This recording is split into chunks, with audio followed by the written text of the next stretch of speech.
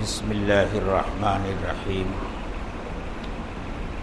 الحمد للہ رب العالمین والصلاة والسلام علی سید المرسلین وعلی آلہ واصحابہ اجمعین اما بعد وقد قال النبی صلی اللہ علیہ وسلم وهو شہر الصبر والصبر ثوابہ الجنہ وشہر المواسات او کما قال علیہ الصلاۃ والسلام۔ محترم بزرگوں اور دوستوں، یہ 2-3 جملے جو حدیث کے میں نے اس وقت تلاوت کیے ہیں، یہ ایک طویل حدیث کا ٹکڑا ہے جس کو حضرت سلمان فارسی رضی اللہ تعالی عنہ نے روایت کیا ہے۔ مشہور صحابی ہیں۔ اللہ کے رسول صلی اللہ علیہ وسلم کا معمول یہ تھا کہ رمضان المبارک کا مہینہ شروع ہونے سے پہلے اس مہینے کے فضائل آپ صحابہ کے سامنے اہتمام کے ساتھ بیان فرماتے تھے۔ اسی سلسلے میں رمضان المبارک سے ایک دن پہلے، یعنی شعبان کی آخری تاریخ تھی اور اگلا دن رمضان المبارک شروع ہو رہا تھا، اللہ کے رسول صلی اللہ علیہ وسلم نے ایک تقریر فرمائی، ایک خطبہ دیا، اور اس خطبے میں رمضان المبارک کی بہت ساری خصوصیات آپ نے ذکر فرمائی۔ ان میں سے یہ 2 خصوصیتیں ہیں جو میں نے اس وقت آپ حضرات کے سامنے تلاوت کی۔ پہلی بات آپ نے ارشاد فرمائی وَهُوَ شَهْرُ الصَّبْرِ، یہ مہینہ صبر کا مہینہ ہے۔ وَالصَّبْرُ ثَوَابُهُ الْجَنَّةُ، اور صبر کا ثواب اور صبر کا بدلہ جنت ہے۔ وَشَهْرُ الْمُوَاسَاتِ، اور غمخواری کا مہینہ ہے۔ یہ صبر کا مہینہ ہے اور غمخواری کا مہینہ ہے۔ صبر کا معنی کیا ہوتا ہے؟ عام طور سے صبر کا معنی یہ سمجھا جاتا ہے کہ آدمی کے اوپر کوئی مصیبت آ جائے، کوئی مشکل وقت آ پڑے، کوئی صدمہ درپیش ہو جائے، کسی کی موت ہو جائے، تو ایسے موقع پر وہ اللہ کے فیصلے پر راضی رہے، جزا فضا چیخ پکار واویلا نہ کرے۔ اس کو صبر کا بس یہی اتنا معنی لوگوں کے ذہنوں میں ہوتا ہے۔ یہ بھی صبر کا ایک معنی ہے، لیکن صبر کا یہی ایک معنی ہے ایسا نہیں ہے۔ صبر کے 3 معنی آتے ہیں۔ ایک تو یہی ہے کہ مصیبت کے وقت جزا فضا نہ کی جائے، چیخ پکار نہ کی جائے، بلکہ اللہ کے فیصلے پر راضی رہا جائے۔ ایک تو یہ معنی ہے۔ دوسرا معنی صبر کا یہ ہے کہ اللہ تعالیٰ کے جو احکامات ہیں، اللہ تعالیٰ نے جو عبادتیں ہمارے اوپر فرض فرمائی ہیں، ان عبادتوں کو ادا کرنے کے راستے میں جو رکاوٹیں پیش آتی ہیں، جو مشکلیں پیش آتی ہیں، جو دشواریاں پیش آتی ہیں، ان مشکلوں اور دشواریوں کے باوجود مشقت اٹھا کر کے، تکلیف اٹھا کر کے اللہ کے حکم کو پورا کیا جائے۔ اس کو صبر علی الطاعات کہتے ہیں۔ اللہ کی فرما برداری کے راستے میں جو مشکلات آتی ہیں آدمی اسے برداشت کرے۔ مثلا اللہ کا ایک حکم سامنے ہے اور دوسری طرف نفس کا تقاضا ہے، دل یہ چاہتا ہے کہ یہ کام کر لو، یہ کام کر لو، لیکن آدمی ان تمام چیزوں کو چھوڑ کر اللہ کے حکم کو پورا کرنے والا بن جائے، یہ صبر علی الطاعات ہے۔ اسی طرح تیسری قسم صبر عن المعصیہ ہے، گناہوں سے رکنا، اور گناہوں سے رکنے کے سلسلے میں خواہشات کو دبانا، اپنے مفادات کو پس پشت ڈال دینا، یہ بھی صبر کی ایک قسم ہے۔ اور یاد رکھیے قرآن و سنت میں جہاں جہاں لفظ صبر استعمال ہوا ہے وہ انہی تینوں معنوں میں استعمال ہوا ہے، کسی ایک معنی کے لیے نہیں۔ اسی لیے اللہ تعالیٰ نے صبر پر وعدے فرمائے ہیں جنت کے، کیا کہا؟ یا ایھا الذین آمنوا استعینوا بالصبر والصلاۃ ان اللہ مع الصابرین، اللہ صبر کرنے والوں کے ساتھ ہے۔ تو صبر کرنے والوں سے مراد وہ لوگ ہیں جو اللہ کی فرما برداری کرنے کے سلسلے میں بھی صبر کرتے ہیں، اللہ کی منع کردہ چیزوں سے رکنے کے بارے میں بھی صبر کرتے ہیں، اور مصیبتوں کے وقت بھی صبر کرتے ہیں۔ ایسے صابرین کے ساتھ اللہ ہے، اور ایسے ہی صبر کرنے والوں کے ساتھ اللہ نے جنت کا وعدہ فرمایا ہے، بلکہ اس دنیا میں کامیابی کا وعدہ فرمایا ہے۔ دیکھیے غزوہ احد پیش آیا تھا، مسلمانوں کو بڑا صدمہ پہنچا تھا، 70 صحابہ کرام شہید ہو گئے تھے، اور یہ سب کچھ صحابہ کی ایک لغزش کی وجہ سے ہوا تھا۔ اللہ کے رسول صلی اللہ علیہ وسلم نے 50 صحابہ کرام کو ایک ٹیلے پر مقرر فرما دیا تھا، اس کے پیچھے سے دشمن کے آنے کا خطرہ تھا اور پیچھے سے حملہ کرنے کا خطرہ تھا، عقب محفوظ رہے، پیچھے سے دشمن حملہ نہ کر سکے، تو 50 صحابہ کرام کو مقرر فرما دیا تھا، اور یہ تاکیدی حکم دے دیا تھا کہ اپنی جگہ سے کسی بھی صورت میں مت ہٹنا۔ لیکن جب جنگ شروع ہوئی اور پہلے وہلے میں، پہلے مرحلے میں اللہ تعالیٰ نے ایمان والوں کو کامیابی عطا فرمائی اور مشرکین بھاگ کھڑے ہوئے، تو یہ 50 صحابہ کرام جو ٹیلے پر مقرر تھے، انہوں نے سمجھ لیا کہ ہمارے یہاں رہنے کا حکم اس وقت تک کے لیے تھا جب تک جنگ جاری ہو، اب تو جنگ ختم ہو گئی، ہمارے ساتھی مال غنیمت جمع کر رہے ہیں، ہمیں چل کر ان کی مدد کرنی چاہیے۔ ان میں سے 40 صحابہ کرام ٹیلے سے اتر آئے، ان کے امیر نے بہت روکا لیکن وہ نہیں رکے، صرف 10 وہاں موجود رہے۔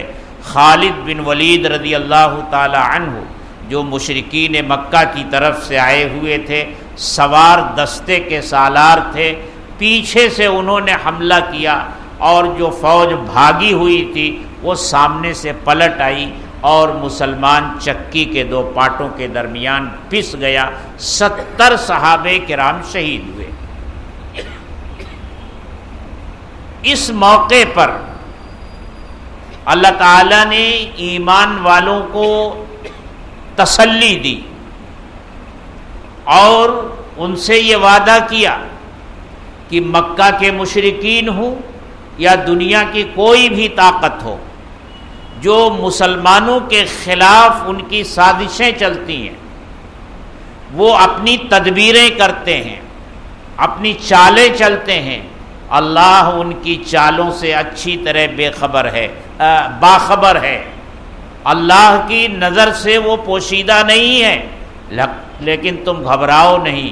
وَإِن تَصْبِرُوا وَتَتَّقُوا، اگر تم صبر کرو گے، تو صبر کا یہاں یہی معنی ہے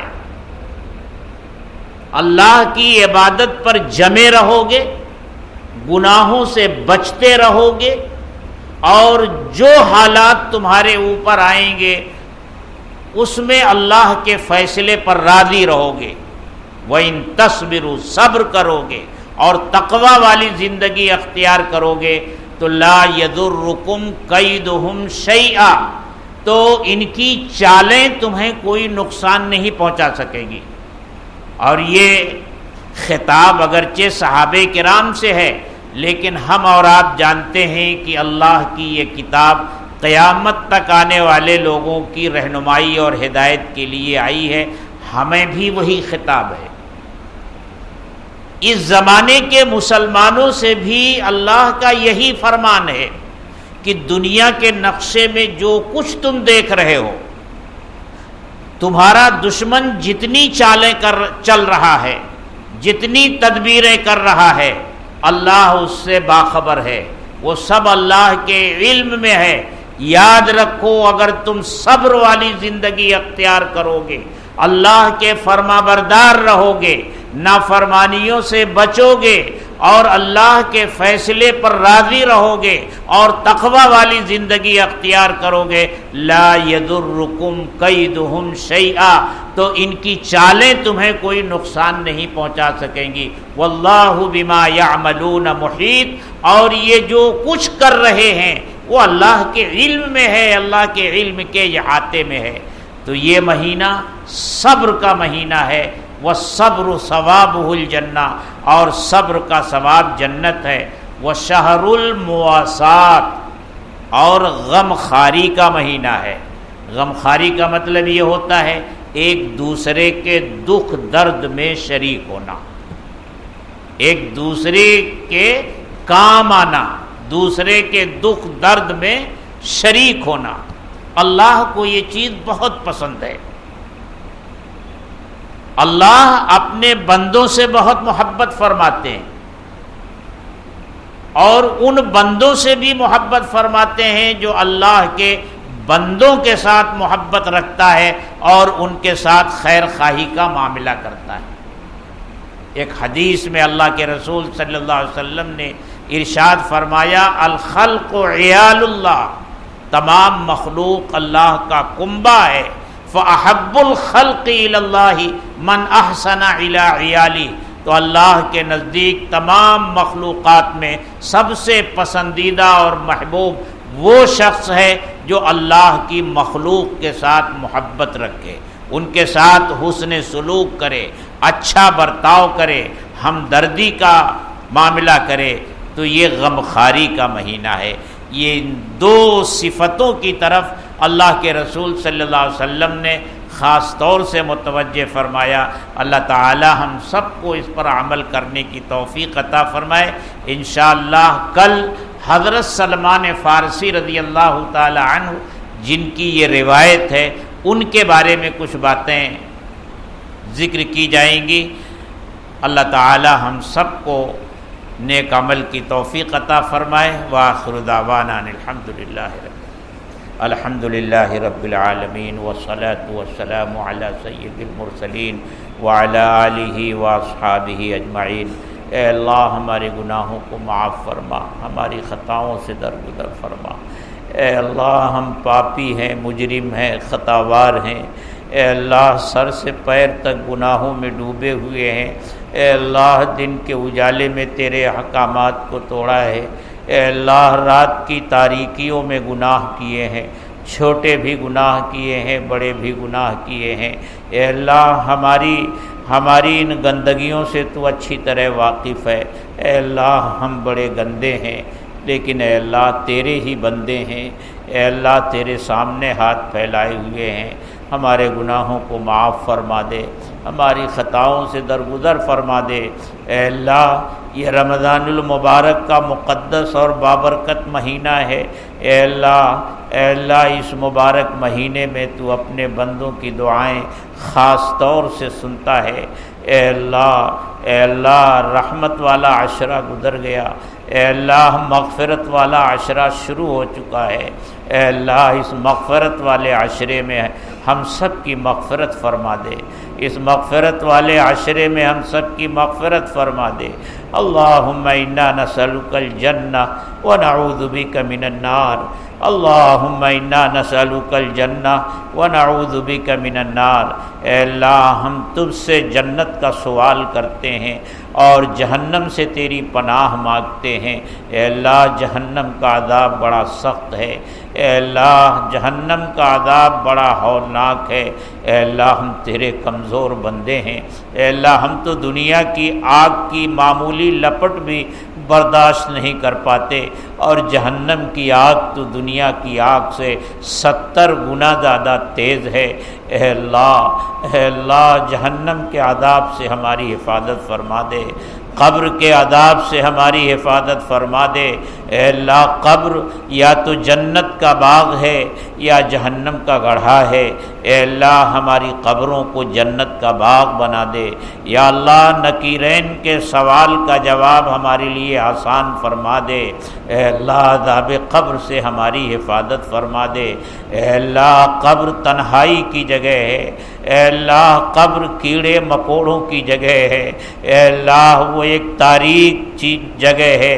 اے اللہ تو ہماری حفاظت فرما، اے اللہ تو ہماری حفاظت فرما، ہماری قبروں کو تا حد نظر وسیع فرما دے۔ اے اللہ عذاب قبر سے حفاظت فرما دے، اے اللہ مسیح دجال کے فتنے سے حفاظت فرما دے، اے اللہ ہر طرح کے فتنے سے حفاظت فرما دے۔ اے اللہ حشر کی سختیاں آسان فرما دے، اپنے عرش کے سائے میں جگہ نصیب فرما دے۔ اے اللہ اپنے حبیب کی شفاعت نصیب فرما دے، اپنے حبیب کے دست مبارک سے جام کوثر نصیب فرما دے۔ اے اللہ ہمارے روزوں کو قبول فرما لے، ہماری تراویح کو قبول فرما لے، ہماری تلاوتوں کو قبول فرما لے۔ اے اللہ ہر طرح کی بیماریوں سے ہماری حفاظت فرما اور ہمیں شفا نصیب فرما۔ اے اللہ جسمانی بیماریوں سے بھی، اے اللہ روحانی بیماریوں سے بھی، اے اللہ ہم میں جو مریض ہیں ان کو شفائے کاملہ عاجلہ دائمہ مستمرہ عطا فرما دے۔ اے اللہ تیری قدرت کے سامنے کوئی بیماری لا علاج نہیں ہے۔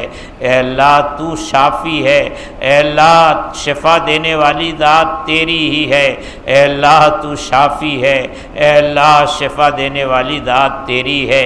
اے اللہ ہم میں جو بیمار ہیں ان کو شفائے کاملہ عاجلہ دائمہ مستمرہ عطا فرما دے۔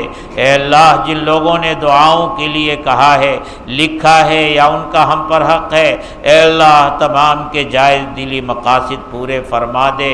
اے اللہ جو مانگا وہ بھی عطا فرما دے، جو نہیں مانگ سکے مانگنا چاہیے تھا، اے اللہ تو ہماری ضرورتوں سے اچھی طرح واقف ہے، اے اللہ وہ سب کچھ ہمیں عطا فرما دے۔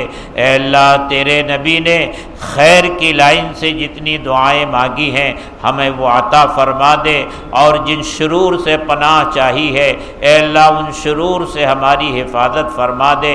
ربنا تقبل منا انک انت السمیع العلیم وتب علینا انک انت التواب الرحیم، وصلی اللہ تعالی علی خیر خلقہ محمد وآلہ واصحابہ اجمعین، آمین برحمتہ۔